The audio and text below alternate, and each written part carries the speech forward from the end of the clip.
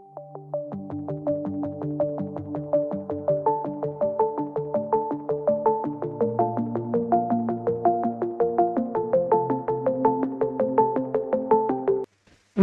साथियों, मैं महेश कुमार लांबा आपके अपने ऑनलाइन प्लेटफॉर्म गलोरे सीकर में आपका हार्दिक स्वागत अभिनंदन करता हूं। हम पढ़ रहे थे लोक देवता और लोक देवताओं में हमने एक लोक देवता पढ़ा था गोगा जी, और गोगा जी के बाद में आज हम अगला लोक देवता पढ़ेंगे पापू जी। कौन? पापू जी। अब बात आती है कि पापूजी है, ये पापूजी कौन थे? ये पापूजी कौन थे? तो ये पापूजी राठौड़ राजपूत थे। पापूजी कौन थे? राठौड़ी राजपूत थे। पापूजी है, इनका जो जन्म है ये जन्म हुआ था 1239 ईस्वी में, और 1239 ईस्वी में इनका जो जन्म है ये जन्म कहां पर हुआ था? कोल्लूमंड। और ये कोल्लूमंड गांव है, ये गांव कहां पर पड़ता है? जोधपुर में। तो राजस्थान के किस लोक देवता का जन्म 1239 ईस्वी में कोल्लूमंड जोधपुर में हुआ? तो ऐसा लोक देवता कौन सा था? पापूजी। पापूजी है, इनके पिता का जो नाम था वो नाम था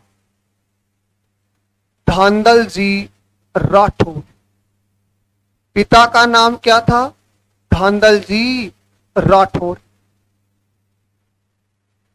इनकी माता है, इनकी माता का जो नाम था वो नाम था कमला दे। माता का नाम क्या था? कमला दे। और इनकी जो पत्नी थी, कौन थी? पत्नी। और इनकी पत्नी का जो नाम था वो नाम क्या था? फूलम दे। और फूलम दे का दूसरा नाम था सुप्यार दे। अब बात आती है कि ये फूलम दे या सुप्यार दे ये कहां की रहने वाली थी? तो ये रहने वाली थी अमरकोट। कहां की रहने वाली थी? अमरकोट। और ये अमरकोट के सूरजमल की क्या थी? पुत्री थी। अमरकोट के सूरजमल की क्या थी? पुत्री। जब इन दोनों का विवाह हुआ उस समय अमरकोटी जैसलमेर में था, लेकिन वर्तमान समय में अमरकोट है वो पाकिस्तान में। अब बात आती कि साहब पापूजी है, इस पापूजी के क्या थे? सहयोगी। पापूजी के क्या थे? सहयोगी। तो पापूजी के सहयोगियों के नाम, इनके सहयोगियों के नाम थे चांदा, डेमा और हरमन।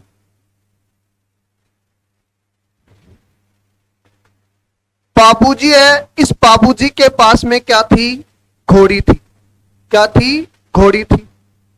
तो पापूजी की घोड़ी का नाम, तो इनकी घोड़ी का जो नाम था वो नाम था केसरी कालमी। घोड़ी का क्या नाम था? केसरी कालमी। पापूजी है, इनका जो प्रतीक चिन्ह है वो प्रतीक चिन्ह क्या है? तो इनका प्रतीक चिन्ह है भाला लिए हुए अश्वारोही। बापूजी है, ये अपने सिर पर क्या पहनते थे? पाग या पगड़ी। तो बापूजी की पाग या पगड़ी है ये हमेशा बाईं ओर झुकी हुई रहती थी। तो बाईं ओर झुकी हुई पाग किस लोक देवता की प्रसिद्ध है? बाबूजी की। तो दोस्तों ये तो हो गया बाबूजी भाई साहब का छोटा सा राशन कार्ड। क्या हो गया? Ration card. बात आती कि बाबूजी कौन थे? तो बाबूजी राठौर राजपूत। जन्म किस गांव में हुआ? कोलूमंड। पिता का नाम धांधल जी, माता का नाम कमला दे, पत्नी का नाम फूलम दे या सुप्यार दे। और ये फूलम दे या सुप्यार दे कहां की रहने वाली थी? अमरकोट। और ये अमरकोट के सूरजमल की क्या थी? पुत्री। बाबूजी के सहयोगी कौन थे? चांदा, डेमा और हरमल। तो कई बार प्रश्न आता है कि चांदा, डेमा, हरमल ये सब कौन थे? बाबूजी भाई साहब के सहयोगी। बाबूजी के पास घोड़ी थी और इनकी घोड़ी का जो नाम था वो नाम क्या था? केसरी कालमी। बाबूजी का प्रतीक चिन्ह क्या है? भाला लिए हुए अश्वए रोहित। यानी बाबूजी हैं, ये घोड़ी पर बैठे हुए हैं और इनके हाथ में क्या है? भाला है। ये बाबूजी का क्या है?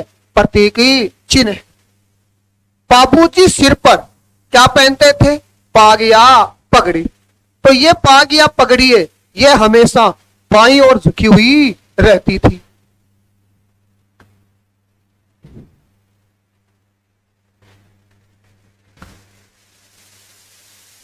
जायल गांव पड़ता है नागौर में। कौन सा गांव? जायली गांव। तो जायल गांव कहां पर है? नागौर में। और इस जायल गांव की एक महिला थी और उस महिला का नाम था देवली चारणी। और ये देवल चारणी, इसके पास में घोड़ी थी और उस घोड़ी का नाम था केसरी कालमी। तो प्रारंभ में केसर कालमी घोड़ी किसके पास थी? देवल चारणी के। और यह देवल चारणी किस गांव की थी? जायल गांव की। और ये देवल चारणी है, ये गाय चराने का क्या करती थी? काम ही करती थी। और ये घोड़ी इनकी गायों की क्या करती थी? रक्षा करती थी। अब ये केसर कालमी घोड़ी है। कौन सी घोड़ी है? केसर कालमी घोड़ी। ये घोड़ी बाबूजी है। इस बाबूजी का तो क्या था? बहनोई था और जायल गांव का शासक था जिसका नाम था जिंदरावी खींची। और ये जिंदराव खींची है, इसको ये केसर कालमी घोड़ी क्या लगती थी? अत्यंती प्रिय। तो केसर कालमी घोड़ी किसको अच्छी लगती थी? जिंदरावी खींची को। और जिंदराव खींची ने केसर कालमी घोड़ी कई बार किससे मांगी? देवली चारणी से। लेकिन इस देवल चारणी ने अपनी घोड़ी देने से क्या कर दिया? मना कर दिया। आपकी चीज दे तो दे, नहीं कोनी भी दे, जबरदस्ती कौन कर सका।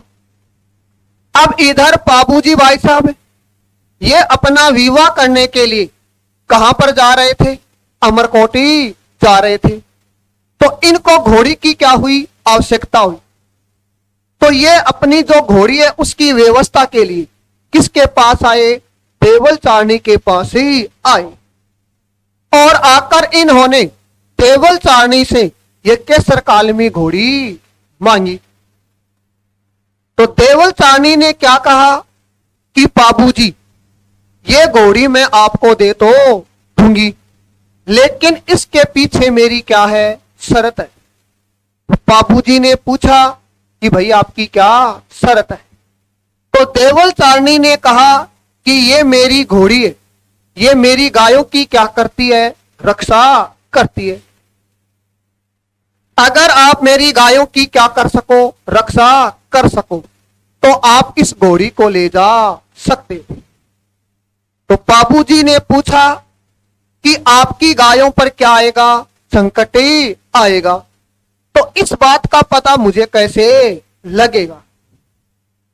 तो देवल चारनी ने कहा कि जब भी ये घोड़ी जोर से हिनहिनाएगी तो आप समझ लेना कि मेरी गायों पर क्या आ गया है, संकट।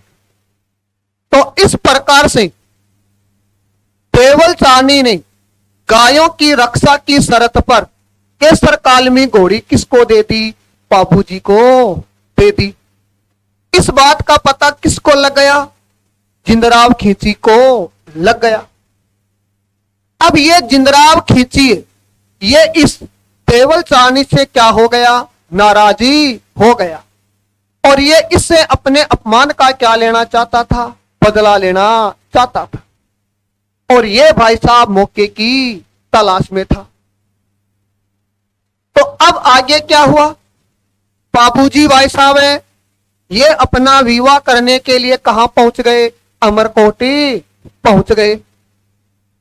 इनके साथ में आप जैसे बाराती भी थे, बारातियों ने नाश्ता पानी कर लिया। उसके बाद में बाबूजी है उसने फुलंदे या सुप्यारदे के गले में वरमाला डाल दी और सुप्यारदे बाबूजी गए।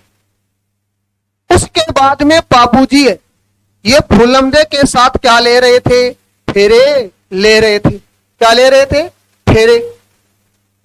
तो जब बाबूजी ने कितने फेरे लिए, 3.5 फेरे लिए, तो उस समय केसर काल में घोड़ी है ये जोर से हिनहिनाई। तो बाबूजी ने क्या सोचा कि भाई देवल चारनी की गायों पर क्या आ गया है, संकट ही आ गया है। तो उसी समय बाबूजी ने फुलमदे या सुप्यारदे का हाथी छोड़ दिया और उसको ओके टाटा बाय करके वहां से चला आया। और कहां आ जाता है, वापस जायली आ जाता है। और यहां आने पर इसको पता लगता है कि मेरे बहनोई जिंदराव खींची ने देवल चारनी की गायों का क्या कर लिया है, अपहरण कर लिया है। तो अब बाबूजी है, कौन है, बाबूजी। तो अभी बाबूजी ने देवल चारनी की क्या थी, गायें थी, और इन गायों को छुड़वाने के लिए किसके साथ युद्ध किया था, तो इन्होंने अपने बहनोई जिंदराव खींची के साथ क्या किया था, युद्ध किया था। तो प्रश्न पूछा जाता है कि राजस्थान का कौन सा लोक देवता है जिसने देवल चारनी की गायों को छुड़वाने के लिए अपने बहनोई के साथ युद्ध किया था। तो उस लोक देवता का क्या नाम है, बाबूजी।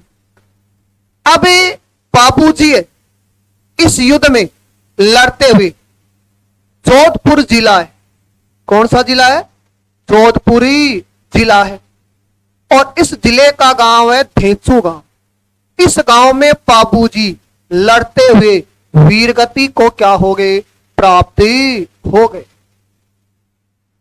तो इस प्रकार से बाबूजी ये किन की गायों की रक्षा के लिए लड़ते हुए मारे गए, देवली चारनी की। अब बाबूजी है, उस बाबूजी ने कितने फेरे लिए थे, 3.5 फेरे लिए थे। कितना फेरा लिया, 3.5। तो आज भी बाबूजी के जो अनुयायी होते हैं वो कितने फेरे लेते हैं, 3.5 फेरे लेते हैं। 3.5 फेरे क्यों लेते हैं, क्योंकि बाबूजी ने भी फुलमदे या सुप्यारदे के साथ कितने फेरे लिए थे, 3.5 फेरे लिए थे। लेकिन बाबूजी ने तो अपनी पत्नी का हाथ ही छोड़ दिया था, लेकिन जो अनुयायी होते हैं ये अपनी पत्नी का हाथ नहीं छोड़ते। अभी बाबूजी ये मारवाड़ में सबसे पहले क्या लेकर आया था, ऊंट लेकर ही आया था। तो प्रश्न आता है, मारवाड़ क्षेत्र में सर्वप्रथम ऊंट लाने का श्रेय है, वो श्रेय किस लोक देवता को दिया जाता है? तो उस लोक देवता का नाम है बाबूजी। अब बात आती कि साहब बाबूजी ऊंटों को कहां से लेकर ही आए थे? तो ये पाकिस्तान के सिंध प्रांत से ऊंटों को लेकर ही आए थे। तो आज भी ऊंट बीमार हो जाता है। ऊंट क्या हो जाता है? बीमार। और उस ऊंट के बीमार होने पर किस लोक देवता की पूजा की जाती है? बाबूजी की पूजा की जाती है। ये बाबूजी है। इस बाबूजी को रायका व रेपारी जाति है। इस जाति के लोग इसे अपना क्या मानते हैं? आराध्य देवता। तो यह प्रश्न भी आता है कि रायका व रेबारी वो किस लोक देवता को अपना आराध्य देवता मानती है? उसका नाम है बाबूजी। अब बात आती कि साहब ये बाबूजी को अपना आराध्य देवता क्यों मानते हैं? क्योंकि रायका व रेबारी जाति है, इसका प्रमुख कार्य होता है ऊंटों को पालना और पालने के बाद में उनको बेचना। अब अगर बाबूजी ऊंटों को नहीं लेकर आते तो ये क्या काम ही करते? इस कारण इनका मानना है कि बाबूजी ऊंटों को लेकर आए थे और उन्हीं ऊंटों से हमें रोजगारी मिला हुआ है। इस कारण ये बाबूजी को अपना क्या मानते हैं? आराध्य देवता। अब बाबूजी है, इस बाबूजी को क्या क्या कहा जाता है? तो एक तो बाबूजी को कहा जाता है ऊंटों का देवता। बाबूजी को क्या कहा जाता है? ऊंटों का देवता। एक हम बाबूजी को कहते हैं प्लेग रक्षकी देवता। क्या कहते हैं? प्लेग रक्षकी देवता। अब बात आती कि साहब बाबूजी को हम ऊंटों का देवता क्यों कहते हैं? क्योंकि ऊंट के बीमार होने पर किसकी पूजा की जाती है? बाबूजी की। प्लेग रक्षक देवता क्यों कहते हैं? प्लेग नाम की बीमारी है, ये चूहों में देखने को मिलती है और उस प्रकार की बीमारी के उपचार का जो ज्ञान था वो ज्ञान किनको पता था? बाबूजी को। इस कारण से बाबूजी को प्लेग रक्षक देवता भी कहा जाता है। अब बात आती कि साहब बाबूजी है, कौन है? बाबूजी। और इस बाबूजी की क्या होती है? फड़ होती है। और बाबूजी की फड़ का क्या होता है? वाचन। और बाबूजी की फड़ का वाचन कब होता है? ऊंट है, वो ऊंट बीमार हो जाता है और उसके बाद में वो ठीक ही हो जाता है। उसके बाद में बाबूजी की फड़ का क्या होता है? वाचन। तो ऊंट के बीमार होने पर किस लोक देवता की फड़ का वाचन होता है? बाबूजी। बाबूजी की फड़ का वाचन किनके द्वारा किया जाता है? तो एक तो आयड़, एक नायक और एक थोरी जाति के क्या होते हैं? भोपे। कौन होते हैं? भोपे। और उन भोपों द्वारा रावण हत्या वाद्य यंत्र के साथ इनकी फड़ का क्या होता है? वाचन होता है। तो यह प्रश्न कई बार पूछा जाता है कि बाबूजी की फड़ का वाचन ऊंट के बीमार होने पर किस जाति के भोपों द्वारा किया जाता है? तो आयड़ करते हैं, नायक करते हैं और थोरी जाति के भोपे। जब बाबूजी की फड़ का वाचन होता है उस समय कौन सा वाद्य यंत्र बजाया जाता है? रावण हत्या। तो अब कई बार प्रश्न आता है कि रावण हत्या क्या है? तो ये रावण हत्या क्या है? वाद्य यंत्र। किस काम आता है? ये बजाने के काम ही आता है। किस श्रेणी का वाद्य यंत्र है? तो वो श्रेणी है तति वाद्य यंत्र। कौन से वाद्य यंत्र? तत्वाद्य यंत्र। अब बात आती कि साहब तत्वाद्य यंत्र क्या होते? तो वे वाद्य यंत्र जिनमें तार लगे हुए होते और उन्हें तारों की सहायता से ही बजाया जाता है। तो रावण हत्या है, इस रावण हत्या में 9 तार लगे होते और उन 9 तारों की सहायता से ही इसको बजाया जाता है। अब बाबूजी की जो फड़ है, इस फड़ की क्या विशेषता है? एक तो ये सबसे लोकप्रिय फड़ है। कैसी फड़ है? सबसे लोकप्रिय फड़। एक ये सबसे चौड़ी फड़। कैसी फड़ है? सबसे चौड़ी फड़। तो बाबूजी के फड़ की 2 विशेषताएं हैं। एक तो सबसे लोकप्रिय फड़ है, दूसरी सबसे चौड़ी फड़ है। बाबूजी है, इस बाबूजी के क्या होते हैं? पवाड़े होते हैं। क्या होते हैं? पवाड़े, या उनको बोला जाता है पावड़े। तो कई बार प्रश्न आता है कि पवाड़े या पावड़े क्या होते हैं? तो ये क्या होती है? लोक गाथा होती। क्या होती है? लोक गाथा। तो बाबूजी के पवाड़े या पावड़े गाते समय कौन सा वाद्य यंत्र बजाया जाता है? तो वो वाद्य यंत्र है कौन सा? माठ। और ये माठ है, ये कौन सी श्रेणी का वाद्य यंत्र है? तो यह है अवनद वाद्य यंत्र। अब बात आती कि साहब अवनद वाद्य यंत्र कौन से होते हैं? तो वे वाद्य यंत्र जिनके किनारों पर या जिनके मुंह पर बकरे की खाल या भैंसे की खाल मंडी हुई होती है, उनको हम क्या कहते हैं? अवन। तो ये माठ है, ये माठ कैसा होता है? बड़ा गड़ा होता है जिसको हम माठ बोलते हैं, और उस माठ का जो चौड़ा मुंह होता है, माठ का मुंह कैसा होता है? चौड़ा होता है। और उस चौड़े मुंह पर क्या मंडी जाती है? खाल मंडी जाती है। तो वो क्या हो जाता है? माठ। एक साथ 2 माठ बजाए जाते हैं। कितने बजाए जाते हैं? 2 माठ। तो बाबूजी की फड़वाचन में कौन सा वाद्य यंत्र? रावण था। और पवाड़े गाते समय माठ। अब बात आती कि साहब बाबूजी, इनका क्या है? प्रसिद्धि मंदिर है। बाबूजी का क्या है? प्रसिद्धि मंदिर है।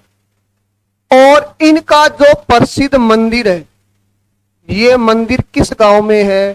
कोल्लू मंडी गांव में। और ये कोल्लू मंडी गांव कहां पर पड़ता है? जोधपुर में। इनके मंदिर पर प्रति वर्ष बाबूजी, इन बाबूजी का क्या लगता है? मेला लगता है। और बाबूजी का मेला प्रति वर्ष कब लगता है? चैत्र महीने की अमावस्या। बाबूजी के मेले का मुख्य आकर्षण क्या होता है? तो देखो, हम मेले में जाते हैं, और हम मेले में क्यों जाते हैं? कि वहां पर हमें कोई ना कोई नई चीज देखने को मिले। तो अब बाबूजी के मेले में हमें क्या देखने को मिलता है? ते देख रहे हो ना, वह चीज बटे बिल्कुल ही देखने को नहीं मिली। तो बाबूजी के मेले में क्या देखने को मिलता है? तो वहां पर मिलता है थाली नृत्य। कौन सा डांस? थाली नृत्य। मन बेरा थे के देखने जाओ।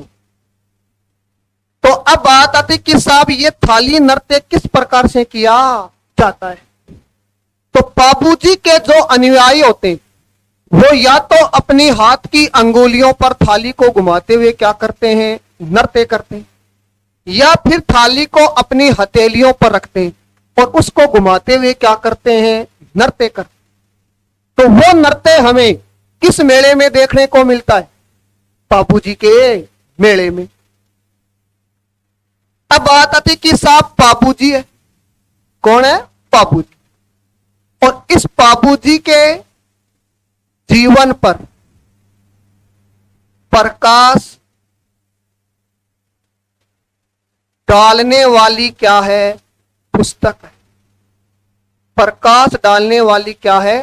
पुस्तक है। और उस पुस्तक का जो नाम है वो नाम क्या है? बाबू प्रकाश। और इस बाबू प्रकाश का जो लेखक है वो लेखक कौन है? आसिया मोड़वी। कौन है? आसिया मोड़वी। तो यह प्रश्न कई बार पूछा जाता है कि बाबू प्रकाश का लेखक कौन है? आसिया मोड़वी। और इस पुस्तक में किस व्यक्ति के बारे में जानकारी मिलती है? तो वो व्यक्ति कौन हो गए? बाबूजी। बाबूजी है, इनको राजस्थानी साहित्य और इस राजस्थानी साहित्य में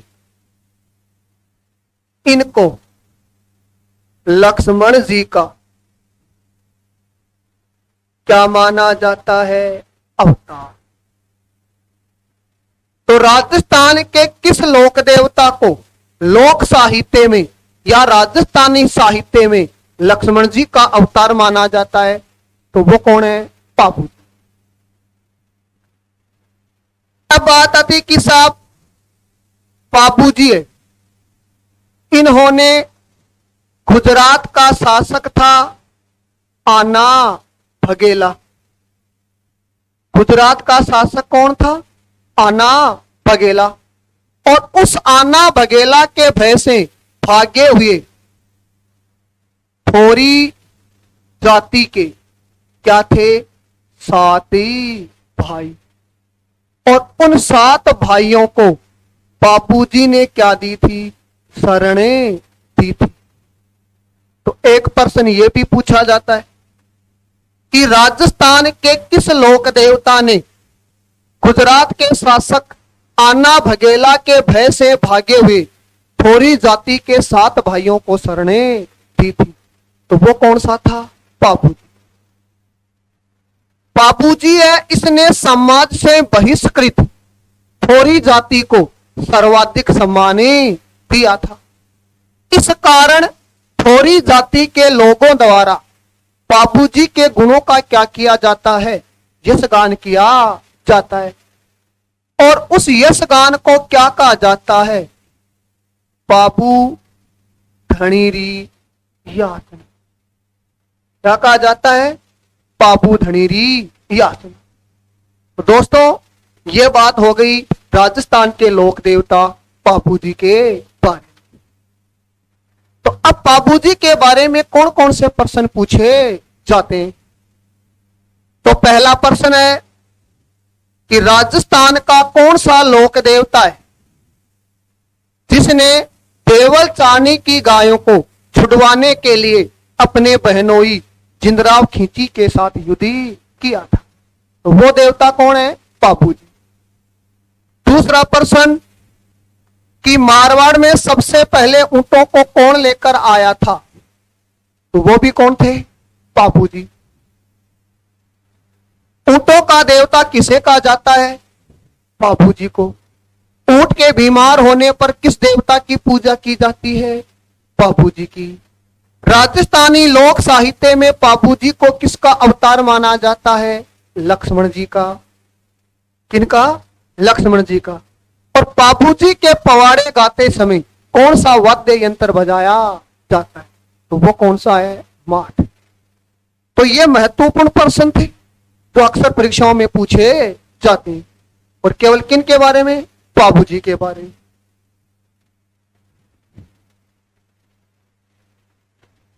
अब बाबूजी के बाद में अपना अगला लोक देवता है जिसका नाम है रामदेव।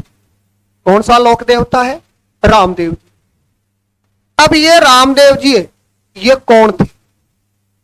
तो ये रामदेव जी तंवर वंशीय क्या थे? राजपूत।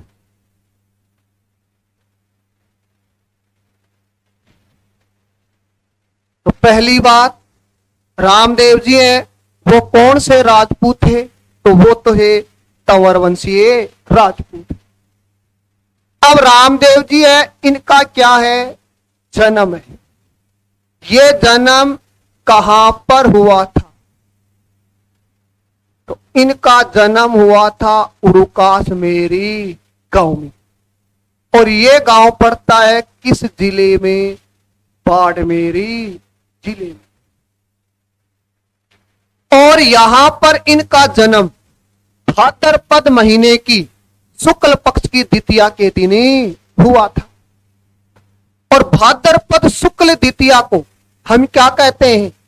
बाबेरी दूज या बाबेरी बीज। तो यह प्रश्न भी कई बार पूछा जाता है। रामदेव जी के अवतार लेने की तिथि को बाबेरी बीज या बाबेरी दूज कहा जाता है, जो किस महीने में आती है? तो कौन से महीने में आती है? भाद्रपद में। अब बात आती कि साहब इनके पिता का नाम। तो इनके पिता का नाम था अजमल जी या अजमाल जी।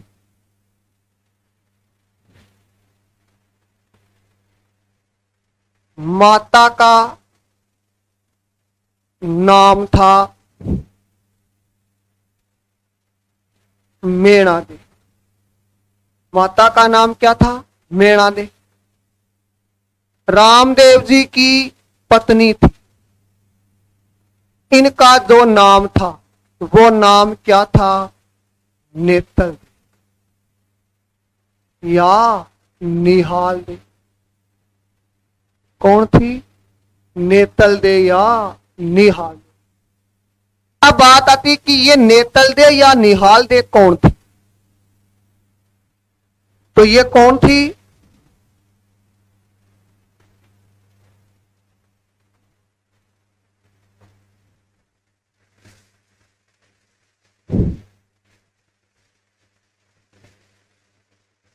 अमरकोट। कौन सा गांव है? अमरकोट। और उस अमरकोट का सोडा राजा था जिसका नाम था दलेल सिंह। और ये उन दलेल सिंह की क्या थी? पुत्री थी। अब बात आती कि साहब रामदेव जी का क्या था? गुरु था। तो इनके गुरु का जो नाम था वो नाम क्या था? बालीनाथ। और बालीनाथ इनकी जो समाधि है वो जोधपुरी जिले में। बालीनाथ रामदेव जी के अलावा रामदेव जी का मौसेरा भाई था हड़बू जी, उनका भी क्या था? गुरु था। अब बात आती कि साहब रामदेव जी का क्या था? बड़ा भाई। तो रामदेव जी के बड़े भाई का नाम, तो इनके बड़े भाई का नाम था वीरमदेव। क्या नाम था? वीरमदेव। और इन वीरमदेव को बलराम का अवतार माना जाता है। रामदेव जी के क्या थी? बहन। तो इनकी बहन का जो नाम था वो नाम क्या था? एक तो इनकी बहन थी सुगुणाबाई। कौन थी? सुगुणाबाई। और एक इनकी बहन थी जिनका नाम था लाछली बाई। तो सुगुणाबाई, लाछलबाई किनकी बहनें थी? रामदेव जी। एक रामदेव जी की धर्म की क्या थी? बहन। और इनकी धर्म की बहन का जो नाम था वो नाम क्या था? डाली बाई। क्या नाम था? डाली बाई। और ये डाली बाई ये किस जाति की थी? तो ये थी मेघवाली जाति की। रामदेव जी की क्या थी? शिष्या। और शिष्या का जो नाम था वो नाम क्या था? आई माता। शिष्या का नाम क्या था? आई माता। अब बात है कि साहब आई माता कौन? तो ये गुजरात के बीका डाबी की सुंदरी पुत्री थी जो गुजरात से चलकर मारवाड़ राजस्थान में आई थी। इसलिए इनको हम राजस्थान में आज भी किस नाम से पूछते हैं? आई माता, क्योंकि ये गुजरात से चलकर ही आई थी। रामदेव जी है, उस रामदेव जी का क्या था? पुत्र। तो रामदेव जी के बेटे का नाम, तो इनके बेटे का नाम क्या था? सादा। रामदेव जी के पास में क्या था? घोड़ा। और घोड़े का क्या नाम था? नीला घोड़ा। और रामदेव जी का जो प्रतीक चिन्ह होता है, क्या होता है? प्रतीक चिन्ह। अपनी भाषा में कहते हैं सिंबल। तो रामदेव जी का जो प्रतीक चिन्ह था वो क्या है? पगली। क्या है? पगली। तो आज भी हम रामदेव जी के मंदिर में किनकी पूजा की जाती है? इनके पगलियों की क्या होती है? पूजा। तो पगलियों का मतलब होता है पद चिन्ह, पैर के निशान। तो ये तो छोटा सा रामदेव जो साहब का क्या हो गया? Ration card. रामदेव जी कौन से राजपूत थे? तंवर वंशी। जन्म स्थान उड़कास मेरी बाड़मेर में। पिता का नाम अजमल जी, माता का नाम मेणा दे, पत्नी का नाम नेतल दे या निहाल। पिछली बार राजस्थान पुलिस में प्रश्न आया था कि नेतल दे या निहाल दे के भरतार का नाम ही क्या था? तो भरतार को मतलब भी क्या है? पति हुए। तो इको पति कौन हो? रामदेव। रामदेव जी का जो गुरु था वो कौन था?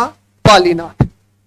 बड़े भाई का नाम वीरमदेव, बहन का नाम सुगुणाबाई और लाछलबाई। धर्म की बहन डालीबाई। और डालीबाई किस जाति की थी? मेघवाल जाति की। रामदेव जी की शिष्या का नाम आई माता, पुत्र का नाम सादा, घोड़े का नाम नीला और प्रतीक चिन्ह क्या थे? पगले। अब देखो, रामदेव जी है, तो इस रामदेव जी ने बाल्यकाल में, कौन से काल में? बाल्यकाल में ये कहां पर रहा करता था? सातलमेर में रहा करता था। और इन्होंने सातलमेर में ही भैरव नाम के राक्षस का क्या किया था? वध किया था। तो एक तो प्रश्न पूछा जाता है कि राजस्थान के किस लोक देवता ने भैरव नाम के क्रूर राक्षस का वध किया था? तो वो कौन सा है? रामदेव। अब बात है कि साहब रामदेव जी ने इसका वध क्यों किया? भैरव नाम का जो राक्षस था उसका आतंक है वो कहां के क्षेत्र में था? सातल में। यानी यहां की जनता को परेशान करता था कौन? भैरव। तो इस कारण इस भैरव राक्षस का वध है वो किसने कर दिया था? रामदेव जी ने। ये रामदेव जी है, ये राजस्थान का एक लोक देवता है जिनका नाम है मल्लीनाथ। कौन है? मल्लीनाथ। तो ये रामदेव जी मल्लीनाथ जी के क्या थे? समय कालीन थे। और मल्लीनाथ जी रामदेव जी के कार्यों से क्या हुआ? प्रभावित हुआ। और प्रभावित होने के बाद में मल्लीनाथ जी ने रामदेव जी को पोकण गांव की क्या दी थी? जागीर। उसके बाद में रामदेव जी ने सातलमेरी छोड़ दिया और कहां आकर रहने लगे? पोकण गांव में रहने लगे। तो एक प्रश्न आता है कि रामदेव जी किस अन्य लोक देवता के समकालीन थे? मल्लीनाथ जी। मल्लीनाथ जी ने रामदेव जी को कहां की जागीर दी? पोकण की।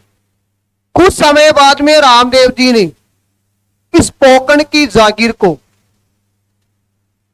अपनी भतीजी के विवाह में दहेज के रूप में दे दिया।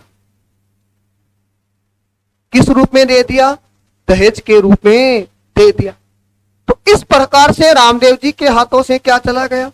पोकण भी चला गया। उसके बाद में रामदेव जी ने अपना स्थायी आवास बनाया। किसको? रामदेवरा। किस गांव को? रामदेवरा। और इस रामदेवरा में रामदेव जी ने एक तो बनवाया था तालाब, और उस तालाब का क्या नाम था? राम सरोवरी तालाब। तो प्रश्न आता है कि राम सरोवर तालाब कहां पर है? रामदेवरा। रामदेवरा कहां पर पड़ता है? जैसलमेर में। इस तालाब का निर्माण किसने करवाया? रामदेव जी ने। और इसी गांव में रामदेव जी ने एक बनवाई थी बावड़ी, और उस बावड़ी का नाम क्या था? परचा बावड़ी। तो परचा बावड़ी और राम सरोवर तालाब है, ये दोनों कहां पर हैं? रामदेवरा में। रामदेव जी कौन है? रामदेव जी। और इस रामदेव जी के सबसे ज्यादा जो भक्त होते हैं वो किस जाति के होते हैं? मेघवाल जाति के। तो रामदेव जी के मेघवाल जाति के जो भक्त होते हैं उन भक्तों को क्या कहा जाता है? तो उनको कहा जाता है रिखिया। क्या कहा जाता है? रिखिया। यह प्रश्न कई बार पूछा गया है कि रिखिया कौन होते हैं? तो रिखिया कौन होते हैं? रामदेव जी के मेघवाल जाति के भक्त होते हैं। उन भक्तों को क्या कहा जाता है? रिखिया। रामदेव जी के भक्तों द्वारा रामदेव जी के क्या बांचे जाते हैं? ब्यावले। क्या बांचे जाते हैं? ब्यावले बांचे जाते हैं। तो राजस्थान के किस लोक देवता के भक्तों द्वारा उनके ब्यावले बांचे जाते हैं? ऐसे लोक देवता कौन से हैं? रामदेव। रामदेव जी है, इन्होंने अछूत है। कौन है? अछूत है। उन अछूतों का क्या करने के लिए? उद्धार करने के लिए एक पंथ चलाया था। उस पंथ को क्या कहा गया था? कामड़िया पंथ। क्या कहा गया था? कामड़िया पंथ। तो राजस्थान के किस लोक देवता ने कामड़िया पंथ चलाया था? तो वो देवता कौन से हैं? रामदेव। अब बात आती कि साहब रामदेव जी ने ये कामड़िया पंथ क्यों चलाया? तो वो किन का उद्धार करना चाहते थे? निम्न वर्ग की जो जातियां थी या अछूत थे उनका वो क्या करना चाहते थे? उद्धार। अब कामड़िया पंथ की क्या होती हैं? महिलाएं होती। कौन से पंथ की महिलाएं? कामड़िया। तो कामड़िया पंथ की महिलाओं के द्वारा रात्रि के समय, कभी रात्रि के समय जागकर क्या किया जाता है?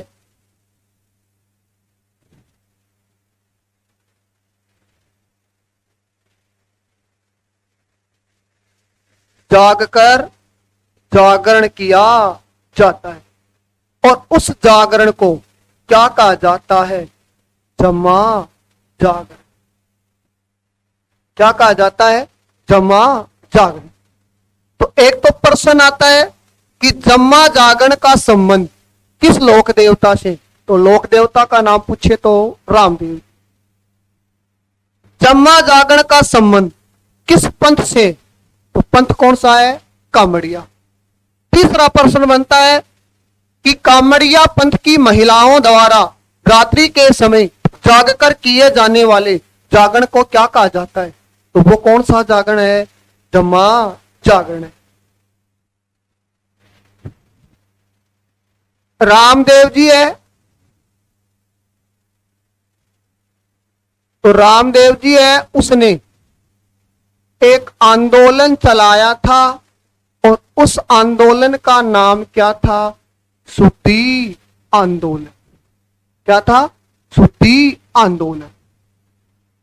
तो यह प्रश्न भी कई बार पूछा जाता है कि राजस्थान के किस लोक देवता ने शुद्धि आंदोलन चलाया?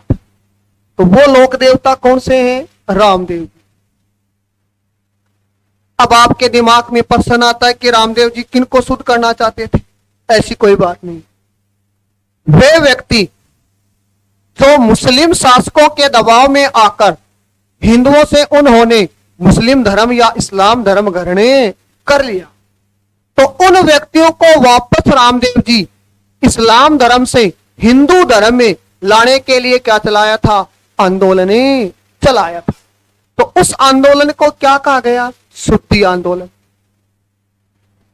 19वीं शताब्दी में एक समाज सुधारक हुए थे जिनका नाम था स्वामी दयानंद सरस्वती। उन्होंने इसी उद्देश्य से शुद्धि आंदोलन चलाया था। तो एक तो समाज सुधारक था और एक क्या था? लोक देवता। तो रामदेव जी तो क्या थे? लोक देवता। और दयानंद सरस्वती क्या थे? समाज सुधारक। लेकिन दोनों का उद्देश्य एक ही था। अब रामदेव जी, ये रामदेव जी राजस्थान है, इस राजस्थान के एकमात्र क्या है? लोकी देवता है। क्या है? लोक देवता है। जो लोक देवता होने के साथ साथ में क्या थे? कवि भी थे। इस बात का हम अनुमान कैसे लगा सकते हैं कि कवि भी थे? तो रामदेव जी ने एक पुस्तक लिखी थी जिसका नाम था 24 वाणियां। तो प्रश्न आता है कि राजस्थान के कौन से लोक देवता हैं जो लोक देवता के साथ में क्या थे? कवि। कौन से हैं? रामदेव। इस बात का अनुमान हम किस बात से लगा सकते हैं कि रामदेव जी ने एक पुस्तक लिखी थी और उस पुस्तक का नाम क्या था? 24 वाणियां। रामदेव जी, इन रामदेव जी का जो प्रसिद्ध मंदिर है, क्या है? प्रसिद्धि मंदिर। और ये प्रसिद्ध मंदिर कहां पर है? रामदेवरा रुणेचा, जैसलमेर। तो इनका प्रसिद्ध मंदिर है, वो मंदिर किस गांव में है? रुणेचा गांव में।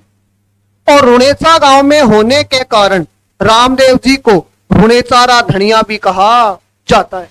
क्या कहा जाता है? रुणेचारा धनिया या रुणेचारा धनी भी कहा जाता है।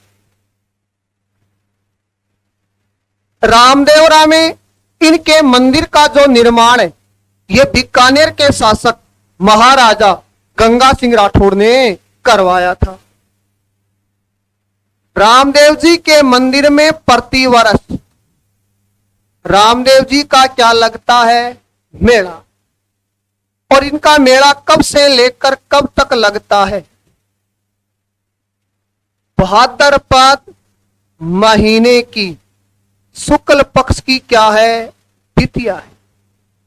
और इस द्वितीया से लेकर एकादशमी अपनी भाषा में कहते हैं 11। तो रामदेव जी का मेला कब से लेकर कब तक लगता है? भाद्रपद शुक्ल द्वितीया से एकादशी, यानी भाद्रपद शुक्ल द्वितीया के दिन इनका जन्म हुआ था, तो मेला उस दिन से शुरू होता है। एकादशमी के दिन इनकी क्या हुई थी? मृत्यु हुई थी। तो ये इनका जन्मदिन था, ये इनकी मृत्यु तिथि थी। रामदेव जी है, उनका प्रतिवर्ष क्या लगता है? मुख्य मेला। और ये मुख्य मेला कब लगता है? भाद्रपद महीने की शुक्ल दशमी के दिन।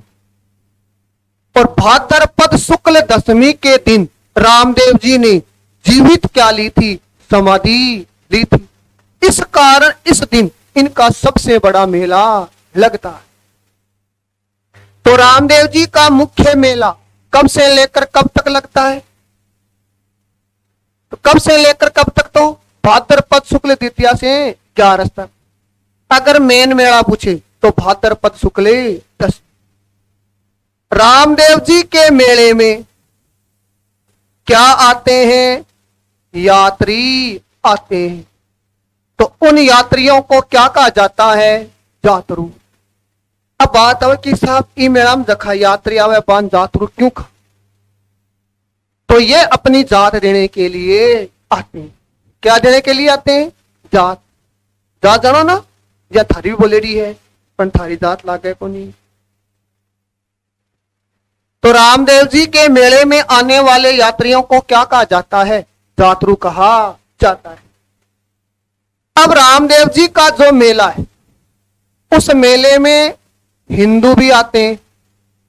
कौन आते हैं? हिंदू। और ये हिंदू रामदेव जी को किसके रूप में पूजते हैं? कृष्ण जी के अवतार के रूप में। और इन्हें मुस्लिम है। कौन है? मुस्लिम। ये इनको किस नाम से पूजते हैं? राम शाह पीर के नाम से पूजते। तो रामदेव जी के मेले में हिंदू भी आते हैं और मुसलमान भी आते हैं। इस कारण इनका मेला राजस्थान में लगने वाला सांप्रदायिक सद्भावना का सबसे बड़ा मेला है। रामदेव जी के मेले को हम मारवाड़ का कुंभ भी कह सकते हैं। क्या कह सकते हैं? मारवाड़ का कुंभ भी कह सकते हैं। रामदेव जी का जो मेला है, उस मेले का जो मुख्य आकर्षण है, तो इनके मेले का देखने लायक दृश्य क्या है? तो इनके मेले का जो मुख्य आकर्षण है, वो मुख्य आकर्षण कौन सा डांस है? 13 ताली नृत्य। तो 13 ताली नृत्य किस मेले में देखने को मिलता है? रामदेव जी। अब बात आती कि साहब ये 13 ताली नृत्य किस प्रकार से किया जाता है?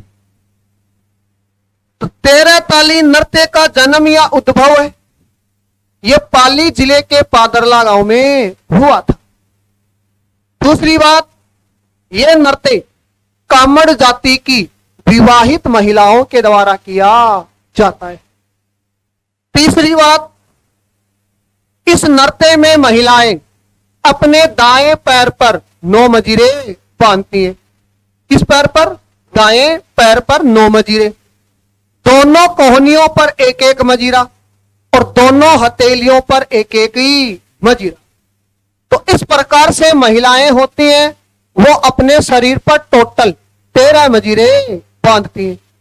और बांधने के बाद में वो महिलाएं बैठी जाती हैं।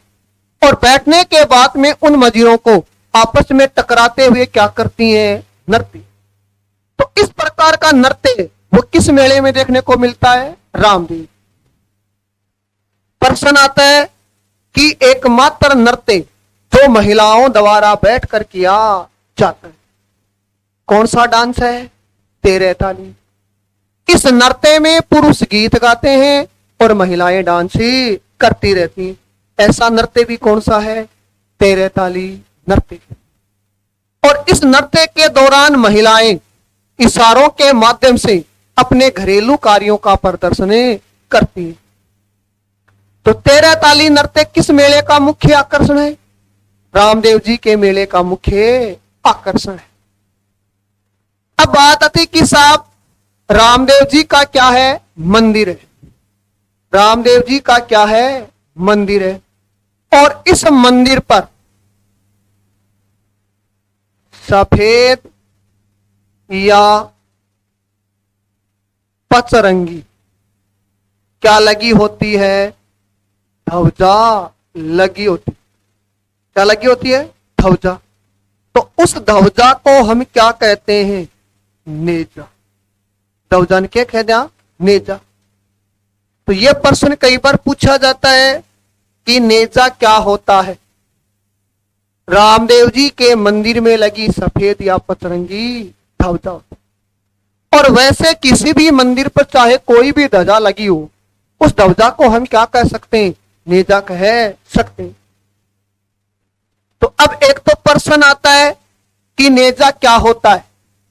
तो रामदेव जी के मंदिर में लगी सफेद या पचरंगी ध्वजा। दूसरी बात, नेजा है, ये एक भील जनजाति का क्या है? नृत्य। तो नेजा कितनी चीजें हो गई? दो। एक ध्वजा, दूसरी नृत्य। नृत्य किस जनजाति का? भीलों का। अब बात आती कि साहब रामदेव जी कौन है? रामदेव जी। तो रामदेव जी की फड़ का क्या होता है? वाचन। और इनकी फड़ का जो वाचन होता है, वो वाचन किस जाति के भोपों द्वारा होता है? कामड़ जाति के भोपों द्वारा। और कामड़ जाति के भोपे इनकी फड़ का वाचन किस वाद्य यंत्र के साथ ही करते? तो वो वाद्य यंत्र कौन सा है? रावण था। पोकरण है, उस पोकरण की क्या होती हैं? रमतें होती हैं। क्या होती हैं? रमतें। तो पोकरण की रमतों में रामदेव जी है, उस रामदेव जी के क्या गाए जाते हैं? भजन गाए जाते हैं। तो पहली बात, रम्मत क्या है? तो रम्मत राजस्थान के लोक नाटक होते हैं। और रमते हैं, ये काव्य में रचनाएं होती हैं जिनमें गाकर सुनाया जाता है। तो उसी प्रकार से पोकरण की जो रमतें होती हैं, उन रमतों में किस लोक देवता के भजन गाकर सुनाए जाते हैं? तो वह है रामदेव। कौन सा है? रामदेव जी। अब बात आती कि साहब रामदेव जी को हम क्या कहते हैं? तो रामदेव जी को कहा जाता है पीरों का पीर। तो राजस्थान के किस लोक देवता को पीरों का पीर कहा जाता है? तो वो है रामदेव। अब बात आती कि साहब रामदेव जी हैं, उनके क्या है? अन्य मंदिर। अपनी भाषा में कह दिया अदर टेम्पल। तो रामदेव जी के अन्य मंदिर कहां कहां पर है? तो एक तो इनका मंदिर है छोटा रामदेवरा। कहां पर है? छोटा रामदेवरा। छोटा रामदेवरा कहां पर है? गुजरात में है। एक है बिराटिया गांव में। मंदिर किस गांव में है? बिराटिया गांव में। और ये बिराटिया गांव है, ये किस जिले में है? पल। एक इनका मंदिर है सुरता खेड़ा गांव में। और ये सुरता खेड़ा गांव है, ये गांव किस जिले में? चित्तौड़गढ़। कौन से जिले में है? चित्तौड़गढ़ में। एक इनका मंदिर है अधरी शिला। एक इनका मंदिर है मसूरिया गांव। और ये दोनों गांव हैं किस जिले में है? जोधपुर। तो ये रामदेव जी के सब क्या हो गए? अन्य मंदिर। तो इनमें सबसे ज्यादा पूछा जाता है कि रामदेव जी का अन्य मंदिर छोटा रामदेवरा में तो किस जिले में? तो कौन से जिले में है? सॉरी, किस राज्य में? तो राज्य कौन सा है? गुजरात है। तो ये बात किसके बारे में हो गई? रामदेव। तो रामदेव जी कौन सा राजपूत था? तंवर वंशी। रामदेव जी का जन्म किस गांव में हुआ? उरु कश्मीर। गुरु का नाम क्या था? बालीनाथ। इनके घोड़े का नाम क्या था? नीला घोड़ा। राजस्थान के किस लोक देवता ने बाल्यकाल में सातलमेर के निकट भैरव नाम के राक्षस का वध किया? तो वो कौन सा है? रामदेव। रामदेव जी किसके समकालीन था? मल्लीनाथ। मल्लीनाथ जी अब रामदेव जी के दी पोकण की जाति। रामदेव जी ने पोकण का क्या किया? अपनी भतीजी के विवाह में दहेज में दे दी। उसके बाद में रामदेव जी ने अपना स्थायी आवास रामदेवरा को, रामदेवरा में रामदेव जी ने क्या क्या बनवाया? राम सरोवर तालाब और परछा बावड़ी। रिखिया कौन होते हैं? रामदेव जी के मेघवाल जाति के। राजस्थान के किस लोक देवता के ब्यावले बांचे जाते हैं? रामदेव। कामड़िया पंथ का संबंध किस लोक देवता से है? रामदेव जी से। कामड़िया पंथ की महिलाएं रात्रि के समय जागकर रामदेव जी का जागरण करते हैं, उन्हें क्या कहा जाता है? जमा जाग।